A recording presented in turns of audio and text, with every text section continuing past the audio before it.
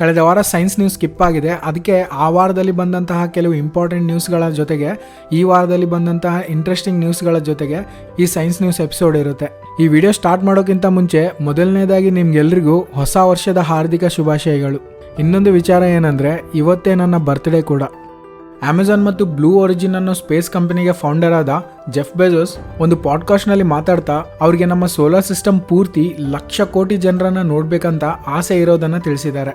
ನಮ್ಮ ಸೋಲಾರ್ ಸಿಸ್ಟಮ್ನಲ್ಲಿರೋ ಎಲ್ಲ ಗ್ರಹಗಳಲ್ಲಿರೋ ಸೋರ್ಸ್ನ ಯೂಸ್ ಮಾಡಿಕೊಂಡು ಓನಿಲ್ ಸ್ಟೈಲ್ನಲ್ಲಿ ಸ್ಪೇಸ್ ಕಾಲನೀಸ್ನ ಕಟ್ಬೋದು ಅಂತ ತಿಳಿಸಿದ್ದಾರೆ.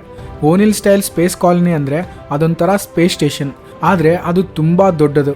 ಅದು ಸಿಲಿಂಡರ್ ಆಕಾರದಲ್ಲಿರುತ್ತೆ. ಅದರಲ್ಲೇ ವಾತಾವರಣ ಕ್ರಿಯೇಟ್ ಮಾಡಿ ನದಿ, ವ್ಯವಸಾಯ ಎಲ್ಲ ಮಾಡ್ಬೋದು. ಒಂಥರ ಆರ್ಟಿಫಿಷಿಯಲ್ ಗ್ರಹದ ಥರ. ಸೊ ಇಂಥವನ್ನು ಕ್ರಿಯೇಟ್ ಮಾಡಿಕೊಂಡು ನಾವು ಸ್ಪೇಸ್ನಲ್ಲಿ ಬದುಕೋ ಕಾಲ ಬಂದೇ ಬರುತ್ತೆ ಅಂತ ಅವರ ನಂಬಿಕೆ. ಲಾಸ್ಟ್ ಸೈನ್ಸ್ ನ್ಯೂಸ್ನಲ್ಲಿ ಸ್ಪೇಸ್ ಸ್ಟೇಷನ್ನಲ್ಲಿ ಕಳೆದು ಹೋದ ಟೊಮೆಟೊ ಬಗ್ಗೆ ಹೇಳಿದ್ನಲ್ಲ, ಅದು ಮತ್ತೆ 8 ತಿಂಗಳ ನಂತರ ಸಿಕ್ಕಿದೆ ಅಂತ. ಸ್ಪೇಸ್ ಸ್ಟೇಷನ್ ಅವರ ಸಿಕ್ಕ ಟೊಮೆಟೊಗಳನ್ನು ಫೋಟೋ ತೆಗೆದು ಕಳಿಸಿದ್ದಾರೆ. ಅವು ಹೇಗಿವೆ ಅಂತ ನೀವೇ ನೋಡಿ. ನಾರ್ಮಲ್ ಆಗಿ ಭೂಮಿ ಮೇಲೆ 8 ತಿಂಗಳ ನಂತರ ಟೊಮೆಟೊ ಈ ರೀತಿ ಇರೋದೇ ಇಲ್ಲ, ಕೊಳೆತು ಹೋಗಿರುತ್ತೆ. ಆದರೆ ಇವು ಕೊಳೆತು ಹೋಗಿಲ್ಲ, ಆದರೆ ಒಂಥರ ವಿಚಿತ್ರವಾಗಿ ಆಗಿವೆ. ಯುಕೆದ ಸೆಂಟರ್ ಫಾರ್ ಎಕಾಲಜಿ ಮತ್ತು ಹೈಡ್ರಾಲಜಿನವರು ರೀಸೆಂಟಾಗಿ ಒಂದು ಸ್ಟಡಿ ಮಾಡಿದ್ದಾರೆ. ಅದರಲ್ಲಿ ಅವರಿಗೆ ಗೊತ್ತಾಗಿರೋದೇನೆಂದರೆ, ಮನುಷ್ಯರಿಂದ ಇದುವರೆಗಿನ ಇತಿಹಾಸದಲ್ಲಿ ಸುಮಾರು 1400 ಪಕ್ಷಿ ಜಾತಿಗಳು ಅಳಿದು ಹೋಗಿವೆ ಅಂತೆ. ಮೊದಲಲ್ಲಿ ಸುಮಾರು 800 ಜಾತಿಗಳು ಅಂತ ಅಂದ್ಕೊಂಡಿದ್ರು, ಆದರೆ ಈಗ ಇವರ ಸ್ಟಡಿಯಲ್ಲಿ ಅವು 2 ಪಟ್ಟು ಅಳಿದು ಹೋಗಿವೆ ಅಂತ ಗೊತ್ತಾಗಿದೆ. ಅಂದರೆ 1400 ಪಕ್ಷಿ ಜಾತಿಗಳು ಕೇವಲ ಮನುಷ್ಯರಿಂದ ಅಳಿದು ಹೋಗಿವೆ. ಮನುಷ್ಯರಿಂದ ಯಾವ ರೀತಿ ಅಳಿದು ಹೋಗಿರ್ಬೋದು ಅಂದರೆ, ಓವರ್ ಹಂಟಿಂಗ್ನಿಂದ. ಮನುಷ್ಯರಿಗೆ ಶಕ್ತಿ ಬಲ ಅಷ್ಟೇ ಅಲ್ಲದೆ ಬುದ್ಧಿಬಲ ಕೂಡ ಇರೋದ್ರಿಂದ ಬೇರೆ ಯಾವ ಪ್ರಾಣಿಗಳಿಗಿಂತ ಜಾಸ್ತಿಯಾಗಿ ಬೇಟೆ ಆಡಬಲ್ಲರು, ಅಂದರೆ ನಾವೇ. ಬೇಟೆ ಆಡೋದು ಪಕ್ಕಕ್ಕಿಟ್ರೆ ಕಾಡುಗಳನ್ನು ನಾಶ ಮಾಡೋದ್ರಿಂದ ಕೂಡ ಈ ಜೀವಿಗಳು ಅಳಿದು ಹೋಗಿರ್ಬೋದು. ಜೊತೆಗೆ ಮನುಷ್ಯರು ಅವ್ರ ಜೊತೆ ತಂದ್ಕೊಳ್ಳೋ ಹೊಸ ಪ್ರಾಣಿಗಳು, ಮನುಷ್ಯರು ನಾಯಿಗಳನ್ನು ಸಾಕ್ತಾ ಇರ್ತಾರೆ, ಬೆಕ್ಕುಗಳನ್ನು ಸಾಕ್ತಾ ಇರ್ತಾರೆ. ಈ ರೀತಿ ಒಂದು ಯಾವುದೋ ಹೊಸ ಪ್ರದೇಶಕ್ಕೆ ಈ ರೀತಿ ಹೊಸ ಪ್ರಾಣಿಗಳನ್ನು ಇಂಟ್ರೊಡ್ಯೂಸ್ ಮಾಡೋದ್ರಿಂದ ಅಲ್ಲಿರೋ ಪ್ರಾಣಿ ಪಕ್ಷಿಗಳಿಗೆ ಈ ಹೊಸ ಜೀವಿಗಳಿಂದ ಯಾವ ರೀತಿ ತಪ್ಪಿಸ್ಕೋಬೇಕು ಅಂತ ಐಡಿಯಾ ಇರೋದಿಲ್ಲ. ಸೊ ಆ ರೀತಿ ಕೂಡ ಈ ಪಕ್ಷಿಗಳು ಅಳಿದು ಹೋಗಿರ್ಬೋದು. ಟೋಟಲ್ ಆಗಿ ಮನುಷ್ಯ 1400 ಪಕ್ಷಿ ಜಾತಿಗಳು ಅಳಿದು ಹೋಗೋಕ್ಕೆ ಕಾರಣವಾಗಿದ್ದಾನೆ. ಟುಲೆನ್ ಯೂನಿವರ್ಸಿಟಿ ಆಫ್ ಒಬೆಸಿಟಿ ರಿಸರ್ಚ್ ಸೆಂಟರ್ನವರು ಊಟದಲ್ಲಿ ಜಾಸ್ತಿ ಉಪ್ಪನ್ನು ಹಾಕ್ಕೊಳ್ಳೋದ್ರಿಂದ ಕ್ರಾನಿಕ್ ಕಿಡ್ನಿ ಡಿಸೀಸ್ ಬರೋ ಸಾಧ್ಯತೆ ಜಾಸ್ತಿ ಇರುತ್ತೆ ಅಂತ ಹೇಳ್ತಾ ಇದ್ದಾರೆ. ಇವರು ಇದನ್ನು ತಿಳಿಯಲು 4,65,000 ಜನರ ಡೇಟಾವನ್ನು ಸ್ಟಡಿ ಮಾಡಿದ್ದಾರೆ. ಇದರಲ್ಲಿ 37 ವರ್ಷದಿಂದ 73 ವರ್ಷದವರ ಡೇಟಾ ಇದೆ. ಇವರನ್ನು 2006ರಿಂದ 2023ರವರೆಗೂ ಸ್ಟಡಿ ಮಾಡ್ತಾ ಬಂದಿದ್ದಾರೆ. ಈ ಮಧ್ಯದಲ್ಲಿ 22,000 ಕಿಡ್ನಿ ಕೇಸ್ಗಳು ರಿಜಿಸ್ಟರ್ ಆಗಿವೆ. ಇವರೆಲ್ಲರಿಗೂ ಉಪ್ಪನ್ನು ಎಷ್ಟು ತಿಂತಾ ಇದ್ದೀರಾ ಅಂತ ವಿಚಾರಿಸಿದ್ರೆ, ಯಾರು ಆಗಾಗ ಎಕ್ಸ್ಟ್ರಾ ಉಪ್ಪು ಹಾಕ್ಕೊಳ್ತೀನಿ ಅಂತ ಅಂದಿದ್ದಾರೋ ಅವ್ರಿಗೆ 4% ಹೈಯರ್ ಕಿಡ್ನಿ ರಿಸ್ಕ್ ಇದೆ ಅಂತ ಗೊತ್ತಾಗಿದೆ. ಯಾರು ಪ್ರತಿ ಸಲ ಹಾಕ್ಕೊಳ್ತೀವಿ ಅಂತ ಅಂದಿದ್ದಾರೋ ಅವ್ರಿಗೆ 7% ರಿಸ್ಕ್ ಇದೆ ಅಂತ ಗೊತ್ತಾಗಿದೆ. ಯಾರು ಪ್ರತಿ ಸಲ ತುಂಬ ಜಾಸ್ತಿ ಹಾಕ್ಕೊಳ್ತೀನಿ ಅಂತ ಹೇಳಿದಾರೋ ಅವ್ರಿಗೆ 11% ಕಿಡ್ನಿ ಕಾಯಿಲೆ ರಿಸ್ಕ್ ಇದೆ ಅಂತ ಗೊತ್ತಾಗಿದೆ. ಇದರಿಂದ ಇವರು ಕನ್ಫರ್ಮ್ ಮಾಡ್ತಾ ಇದ್ದಾರೆ, ಉಪ್ಪು ಜಾಸ್ತಿ ತಿನ್ನೋದ್ರಿಂದ ಕಿಡ್ನಿ ಕಾಯಿಲೆ ಬರುತ್ತೆ ಅಂತ. ಮತ್ತು ನೀವು ಯಾರ್ಯಾರು ಉಪ್ಪನ್ನು ಜಾಸ್ತಿಯಾಗಿ ತಿಂತಾ ಇದ್ದೀರಿ? ಅತಿಯಾದರೆ ಅಮೃತನ ವಿಷಯನೇ, ರುಚಿ ಜಾಸ್ತಿ ಆದರೆ ಉಪ್ಪು ಕೂಡ ವಿಷಯನೇ. ಹೈದರಾಬಾದ್ನ ICMR ಮತ್ತು NIN ಮತ್ತು ICARನವರು ಮಾಡಿದ ಒಂದು ಸ್ಟಡಿಯಲ್ಲಿ ಈಗ ನಾವು ಬಳಸ್ತಾ ಇರೋ ಅಕ್ಕಿ ಮತ್ತು ಗೋಧಿ 50 ವರ್ಷಗಳ ಹಿಂದೆ ಇದ್ದಷ್ಟು ಹೆಲ್ದಿ ಆಗಿಲ್ಲ ಅಂತ ಗೊತ್ತಾಗಿದೆ.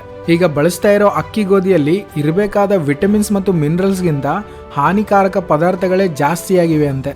ಇದರಿಂದ ಮತ್ತೆ ನಾವು ಹಳೆ ಕಾಲದ ಥರ ಅಕ್ಕಿ ಮತ್ತು ಗೋಧಿಯನ್ನು ಹೆಲ್ದಿಯಾಗಿ ಮಾಡೋಕೆ ಏನಾದರೂ ಕ್ರಮ ಕೈಗೊಳ್ಳಬೇಕು ಅಂತ ಇವರು ಹೇಳ್ತಾ ಇದ್ದಾರೆ.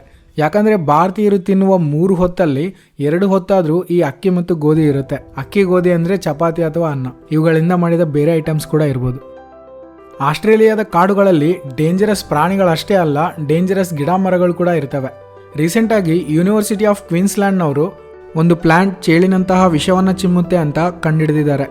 ಈ ಪ್ಲಾಂಟ್ಗೆ ತುಂಬ ಕಡೆ ಕಣ್ಣಿಗೂ ಕಾಣದಂತಹ ತುಂಬ ಚಿಕ್ಕ ಮುಳ್ಳುಗಳಿರುತ್ತೆ. ಎಷ್ಟು ಚಿಕ್ಕವು ಅಂದರೆ ಬೆಕ್ಕಿಗಿರೋ ಕೂದಲಿನಷ್ಟು ಚಿಕ್ಕವು, ಅದಕ್ಕಿಂತ ಚಿಕ್ಕವು ಇರುತ್ತೆ. ಯಾರಾದರೂ ಇವನ್ನು ಮುಟ್ಟಿದಾಗ, ಸೇಮ್ ಇಂಜೆಕ್ಷನ್ ಮಾಡಿದಾಗ ನೀಡ್ಲಿನಿಂದ ಹೇಗೆ ಲಿಕ್ವಿಡ್ ಚರ್ಮದೊಳಗೆ ಹೋಗುತ್ತೋ ಅದೇ ಥರ ಈ ಮುಳ್ಳುಗಳು ಚರ್ಮಕ್ಕೆ ಚುಚ್ಕೊಂಡಾಗ ಚರ್ಮದೊಳಕ್ಕೆ ವಿಷವನ್ನು ಕಳಿಸ್ತವೆ. ಇವುಗಳ ವಿಷ ಚೇಳು ಮತ್ತು ಜೇಡರ ಹುಳುಗಳ ವಿಷಕ್ಕೆ ಸಮಾನವಾಗಿರುತ್ತಂತೆ. ಇದರ ಹೆಸರು ಗಿಂಪಿ ಅಂತ. ಆಸ್ಟ್ರೇಲಿಯಾದಲ್ಲಿರುವಂತಹ ಗುಬ್ಬಿ ಅನ್ನೋ ಜನಾಂಗ ಇದನ್ನು ಆ ರೀತಿ ಕರೀತಾರೆ. MIT ಇಂಜಿನಿಯರ್ಸ್ ಒಂದು ಮಾತ್ರೆಯನ್ನು ಕಂಡುಹಿಡಿದಿದ್ದಾರೆ. ಈ ಮಾತ್ರೆ ಏನು ಮಾಡುತ್ತೆ ಅಂದರೆ, ಇದನ್ನು ಹಾಕ್ಕೊಂಡವ್ರಿಗೆ ಹೊಟ್ಟೆ ಫುಲ್ ಆಗಿದೆ ಅನ್ನೋ ಫೀಲಿಂಗ್ ಬರುತ್ತಂತೆ. ಯಾಕಂದರೆ ಇದು ಹೊಟ್ಟೆಯೊಳಗೆ ಹೋದ್ಮೇಲೆ ಗ್ಯಾಸ್ಟ್ರಿಕ್ ಆ್ಯಸಿಡ್ನ ವೈಬ್ರೇಟ್ ಮಾಡುತ್ತೆ. ಸೊ ಆ ವೈಬ್ರೇಷನ್ಸ್ನಿಂದ ಹೊಟ್ಟೆಯೊಳಗೆ ಆಲ್ರೆಡಿ ಫುಡ್ ಇದೆ ಅಂತ ನಮ್ಮ ಬ್ರೈನ್ ಅಂದ್ಕೊಂಡು ನಮಗೆ ಹಸಿವು ಕ್ರಿಯೇಟ್ ಮಾಡಲ್ವಂತೆ. ಈ ಕ್ಯಾಪ್ಸುಲ್ ಹೇಗೆ ಹೊಟ್ಟೆಯೊಳಗೆ ವೈಬ್ರೇಟ್ ಮಾಡುತ್ತೆ ಅಂದರೆ ಇದರೊಳಗಡೆ ಒಂದು ಬ್ಯಾಟ್ರಿ ಇರುತ್ತೆ ಮತ್ತು ಇದಕ್ಕೆ ಟೈಮರ್ನ ಕೂಡ ಸೆಟ್ ಮಾಡಿರ್ತಾರೆ. ಇದರಿಂದ ಇದು ಕರೆಕ್ಟಾಗಿ 3 ಹೊತ್ತು ಮಾತ್ರ ಊಟವನ್ನು ತಿನ್ನೋ ಥರ ಮಾಡುತ್ತಂತೆ. ಮಧ್ಯದಲ್ಲಿ ಯಾವಾಗ ಬೇಕೋ ಆವಾಗ ಹಸಿವಾಗಲ್ವಂತೆ. ಈ ಮಾತ್ರೆ ಯಾರು ಜಾಸ್ತಿ ಊಟ ಮಾಡಿ ದಪ್ಪ ಆಗ್ತಾ ಇರ್ತಾರೋ ಅವ್ರಿಗೆ ಯೂಸ್ ಆಗುತ್ತೆ. ಈ ಮಾತ್ರೆ ಹೆಸರು ವೈಬ್ರೇಟಿಂಗ್ ಇಂಜೆಸ್ಟಿಬಲ್ ಬಯೋ ಎಲೆಕ್ಟ್ರಾನಿಕ್ ಸಿಮ್ಯುಲೇಟರ್. ವಿಜ್ಞಾನಿಗಳು ಏನೇನೋ ತಯಾರಿಸ್ತಾ ಇರ್ತಾರೆ, ಆದರೆ ಅವ್ಯಾವು ಮಾರ್ಕೆಟ್ಗೆ ಬರೋದೇ ಇಲ್ಲ. ಯಾಕೆ ಅಂತೀರಿ? ಯೋಚನೆ ಮಾಡಿ ಕಮೆಂಟ್ ಮಾಡಿ ತಿಳಿಸಿ. ನಿಮಗೆ ಟಾಸ್ಮೇನಿಯನ್ ಟೈಗರ್ ಬಗ್ಗೆ ಗೊತ್ತಾ? ಇದು ನೋಡೋಕೆ ತೋಳದ ಥರ ಕಾಣಿಸುತ್ತೆ, ಆದರೆ ಇದರ ಮೇಲೆ ಹುಲಿಯ ತರಹದ ಪಟ್ಟಿಗಳಿರುತ್ತೆ. ಆದರೆ ಇದು ಹುಲಿ ಜಾತಿನೂ ಅಲ್ಲ, ತೋಳದ ಜಾತಿನೂ ಅಲ್ಲ. ಇದು ಕಂಗಾರು ಜಾತಿಗೆ ಸೇರಿದ ಒಂದು ಪ್ರಾಣಿ. ಇದು 1936ಕ್ಕಿಂತ ಮುಂಚೆ ನಮ್ಮ ಭೂಮಿ ಮೇಲೆ ಓಡಾಡಿದ ಒಂದು ಜೀವಿ. ಆದರೆ ಯುರೋಪಿಯನ್ಸ್ ಆಸ್ಟ್ರೇಲಿಯಾಗೆ ಹೋದಾಗ ಇದನ್ನು ಒಂದು ಮಹಾಮಾರಿ ಥರ ನೋಡಿ ಇದನ್ನು ಕೊಂದವ್ರಿಗೆ ಒಂದು ಯೂರೋ ಅಂತ ಅನೌನ್ಸ್ ಮಾಡಿದರು. ಇದರಿಂದ ತುಂಬ ಜನ ಇವನ್ನು ಕೊಲ್ಲೋಕೆ ಸ್ಟಾರ್ಟ್ ಮಾಡಿದರು. ಕೊಂದ್ರು ಎಷ್ಟು ಕೊಂದ್ರು ಅಂದರೆ ಅವು ಒಂದೂ ಕೂಡ ಉಳಿಯದಂತೆ. ಇವುಗಳಲ್ಲಿ ಕೊನೆಯದಾಗಿ ಉಳಿದ ಒಂದೇ ಒಂದು ಜೀವಿ ಟಾಸ್ಮೇನಿಯಾದ ಒಂದು ಜೂನಲ್ಲಿ ಉಳಿದಿತ್ತು. ಅದು ಕೂಡ 1936ರಲ್ಲಿ ಸತ್ತೋಯ್ತು. ಅದು ಸತ್ತೋದ್ಮೇಲೆ ಅವುಗಳ ಜಾತಿ ಪೂರ್ತಿಯಾಗಿ ಅಳಿದು ಹೋಯಿತು. ಈಗ ನ್ಯೂಸ್ ಏನಂದರೆ, ರೀಸೆಂಟಾಗಿ ಸ್ಟಾಕ್ ಹೋಮ್ ಯೂನಿವರ್ಸಿಟಿಗೆ ಸೇರಿದ ವಿಜ್ಞಾನಿಗಳು ಮ್ಯೂಸಿಯಂನಲ್ಲಿ ಪ್ರಿಸರ್ವ್ ಮಾಡಿದ್ದ ಅದರ ಪಳೆಯುಳಿಕೆಗಳಿಂದ ಅದರ RNAನ ಸಕ್ಸಸ್ಫುಲ್ ಆಗಿ ರಿಕವರ್ ಮಾಡಿದ್ದಾರೆ. ಇದರಿಂದ ಅದರ ತುಂಬ ಜೆನೆಟಿಕ್ ಇನ್ಫಾರ್ಮೇಷನ್ ಸಿಕ್ಕಿದೆ. ಅದನ್ನು ಮತ್ತೆ ಹುಟ್ಟಿಸಲು ಇದು ತುಂಬ ಸಹಾಯಕವಾಗಲಿದೆ ಅಂತ ಹೇಳ್ತಾ ಇದ್ದಾರೆ. ನೋಡಿ, ಯಾವುದನ್ನಾದರೂ ನಾಶ ಮಾಡೋದು ತುಂಬ ಸುಲಭ, ಆದರೆ ಮತ್ತೆ ಅದನ್ನು ಸೃಷ್ಟಿಸೋದು ತುಂಬ ಕಷ್ಟ. ನಾಸಾ ಲೇಸರ್ನಿಂದ ಸ್ಪೇಸ್ನಲ್ಲಿ ಕಮ್ಯುನಿಕೇಟ್ ಮಾಡೋಕ್ಕೆ ನೋಡ್ತಾ ಇದೆ ಅಂತ ಹೇಳಿದ್ನಲ್ಲ, ಈ ಪ್ರಾಸೆಸ್ನಲ್ಲಿ ಭೂಮಿಗೂ ಚಂದ್ರನಿಗೂ ಇರುವ ದೂರಕ್ಕೆ 80 ಪಟ್ಟು ದೂರದಿಂದ ಸೈಕಿ ಅನ್ನೋ ಒಂದು ಸ್ಪೇಸ್ ಕ್ರಾಫ್ಟ್ನಿಂದ ಭೂಮಿಗೆ 15 ಸೆಕೆಂಡ್ಸ್ ಡ್ಯೂರೇಷನ್ ಇರೋ ಒಂದು ಹೈ ಡೆಫಿನಿಷನ್ ಕ್ಯಾಟ್ ವಿಡಿಯೋವನ್ನು ಕಳಿಸಿದ್ದಾರೆ. ಇದು ಅಷ್ಟು ದೂರದಿಂದ ಭೂಮಿಗೆ ರೀಚ್ ಆಗಲು ಕೇವಲ 101 ಸೆಕೆಂಡ್ಸ್ ತಗೊಂಡಿದೆ. 267 MBPSನಲ್ಲಿ ಒಂದೇ ಒಂದು ರಾತ್ರಿಯಲ್ಲಿ 1.3 ಟೆರಾಬೈಟ್ಸ್ನಷ್ಟು ಡೇಟಾವನ್ನು ಡೌನ್ಲೋಡ್ ಮಾಡ್ಕೊಂಡಿದ್ದಾರಂತೆ. ಇದು 1990ರಿಂದ 1994ರವರೆಗೆ ಅಂದರೆ 4 ವರ್ಷಗಳು ವೀನಸ್ನಿಂದ ಭೂಮಿಗೆ ಬಂದ ಡೇಟಾಗೆ ಸಮ, ನಾಸಾದ ಒಂದು ಹಳೆ ಮಿಷನ್ನಲ್ಲಿ. ಸೊ ಇಷ್ಟು ಫಾಸ್ಟಾಗಿ ಸ್ಪೇಸ್ನಲ್ಲಿ ಡೇಟಾ ಟ್ರಾನ್ಸ್ಫರ್ ಆಗ್ತಾ ಇದ್ದರೆ ನಾನು ಮೊದಲೇ ಹೇಳ್ದಂತೆ ಮಾರ್ಸ್ನಿಂದ ನಾವು ವಿಡಿಯೋ ಕಾಲ್ನ ಕೂಡ ಎಕ್ಸ್ಪೆಕ್ಟ್ ಮಾಡ್ಬೋದು. ಇಲ್ಲೊಂದು ಇಂಟ್ರೆಸ್ಟಿಂಗ್ ಸ್ಟೋರಿ ಇದೆ ಕೇಳಿ. ಮಧ್ಯಪ್ರದೇಶದ ಪಾಡ್ಲ್ಯಾ ಅನ್ನೋ ಒಂದು ಹಳ್ಳಿಯಲ್ಲಿನ ಜನ ಕಾಕರ್ ಭೈರವ್ ಅನ್ನೋ ಹೆಸರಿನ ದೇವರನ್ನು ಪೂಜಿಸ್ತಾ ಇದ್ರು. ಆ ದೇವರಿನ ಆಕಾರ ಯಾವ ರೀತಿ ಇತ್ತಂದರೆ 2 ದೊಡ್ಡ ಗೋಳಾಕಾರದ ಅಂದರೆ ಗುಂಡಾಗಿರೋ ಗಟ್ಟಿಯಾದ ಆಕಾರಗಳನ್ನು ಪೂಜಿಸ್ತಾ ಇದ್ರು. ಇವು ಆ ಹಳ್ಳಿಯಲ್ಲಿನ ವೆಸ್ತ ಮಾಂಡೋಲಯ್ ಅನ್ನೋ ವ್ಯಕ್ತಿಯ ಕುಲದೇವರು ಕೂಡ ಆಗಿದ್ವು. ತಮ್ಮ ಪೂರ್ವಜರಿಂದ ಅವನ್ನೇ ತಮ್ಮ ಕುಲದೇವರು ಅಂತ ಪೂಜಿಸ್ತಾ ಇದ್ರಂತೆ. ಆದರೆ ರೀಸೆಂಟಾಗಿ Birbal Sahni institute of Palio ಸೈನ್ಸಸ್ನವರು ಅಲ್ಲಿಗೆ ವಿಸಿಟ್ ಮಾಡಿದಾಗ ಆ ದೇವರನ್ನು ನೋಡಿ ಅವ್ರಿಗೆ ಸ್ವಲ್ಪ ವಿಚಿತ್ರ ಅನಿಸಿ ನೋಡಿದರೆ ಅವರು ದೇವರು ಅಂತ ಪೂಜಿಸ್ತಾ ಇದ್ದಂತಹ ಆ 2 ಗುಂಡಾದ ಆಕಾರಗಳು ಡೈನೋಸಾರ್ಗಳ ಮೊಟ್ಟೆಗಳು ಅಂತ ಗೊತ್ತಾಗಿದೆ. ಅವನ್ನ ಟೆಸ್ಟ್ ಮಾಡಿದರೆ ಅವು ಟೈಟಾನೋಸಾರಸ್ಗಳ ಎಗ್ಸ್ ಅಂತ ಗೊತ್ತಾಗಿದೆ. ನರ್ಮದಾ ವ್ಯಾಲಿ ಒಂದು ಕಾಲದಲ್ಲಿ ಡೈನೋಸಾರ್ಗಳಿಗೆ ಮೊಟ್ಟೆ ಇಟ್ಟು ಮರಿ ಹಾಕುವಂಥ ಒಂದು ಝೋನ್ ಆಗಿರ್ಬೋದು ಅಂತ ವಿಜ್ಞಾನಿಗಳು ನಂಬ್ತಾ ಇರ್ತಾರೆ.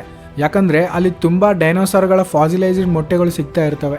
ಇದೇ ವರ್ಷ ಅಲ್ಲಿ 256 ಫಾಸಿಲೈಸ್ಡ್ ಟೈಟಾನೋಸಾರಸ್ಗಳ ಮೊಟ್ಟೆಗಳು ಸಿಕ್ಕಿವೆ. ಅವನ್ನು ತಮ್ಮ ಕುಲದೇವರು ಅಂತ ಪೂಜೆ ಮಾಡ್ತಾ ಇದ್ದವರ ಪೂರ್ವಜರಿಗೂ ಕೂಡ ನೆಲ ತೋಡುವಾಗ ಅವು ಸಿಕ್ಕಿದ್ವಂತೆ. ಅವನ್ನೇ ದೇವರು ಅಂತ ಪೂಜಿಸ್ತಾ ಇದ್ರಂತೆ.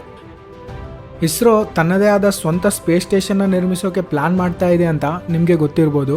ರೀಸೆಂಟಾಗಿ ಇಸ್ರೋ ಚೇರ್ಮನ್ ಆದಂತಹ ಸೋಮನಾಥ್ ಅವರು ಆ ಸ್ಪೇಸ್ ಸ್ಟೇಷನ್ನ ಫಸ್ಟ್ ಮಾಡ್ಯೂಲ್ನ 2028ರೊಳಗೆ ಕಳಿಸ್ತೀವಿ ಅಂತ ಹೇಳಿದ್ದಾರೆ. ಅದು 8 ಟನ್ ಮಾಸ್ ಹೊಂದಿರೋ ಮಾಡ್ಯೂಲ್ ಆಗಿರುತ್ತಂತೆ. ಇದರ ನಂತರ 7 ವರ್ಷದೊಳಗೆ ಅಂದರೆ 2035ಕ್ಕೆ ಉಳಿದ ಮಾಡ್ಯೂಲ್ಸ್ನ ತಯಾರಿಸಿ ಸ್ಪೇಸ್ ಸ್ಟೇಷನ್ನ ಪೂರ್ತಿಯಾಗಿ ಆಪರೇಷನಲ್ ಆಗಿ ಮಾಡ್ತೀವಿ ಅಂತ ತಿಳಿಸಿದ್ದಾರೆ. ಇಷ್ಟು ಈ 2 ವಾರಗಳಲ್ಲಿ ಬಂದ ಸೈನ್ಸ್ ನ್ಯೂಸ್. ಈ ನ್ಯೂಸ್ ನಿಮಗೆ ಇಷ್ಟವಾಗಿದ್ದರೆ ಲೈಕ್ ಮಾಡಿ. ಈ ಚಾನಲ್ಗೆ ನೀವು ಇನ್ನೂ ಸಬ್ಸ್ಕ್ರೈಬ್ ಆಗಿಲ್ಲ ಅಂದರೆ ಸಬ್ಸ್ಕ್ರೈಬ್ ಮಾಡ್ಕೊಳ್ಳಿ. ಮತ್ತೆ ನೆಕ್ಸ್ಟ್ ವಿಡಿಯೋದಲ್ಲಿ ಸಿಗೋಣ. Thanks for watching.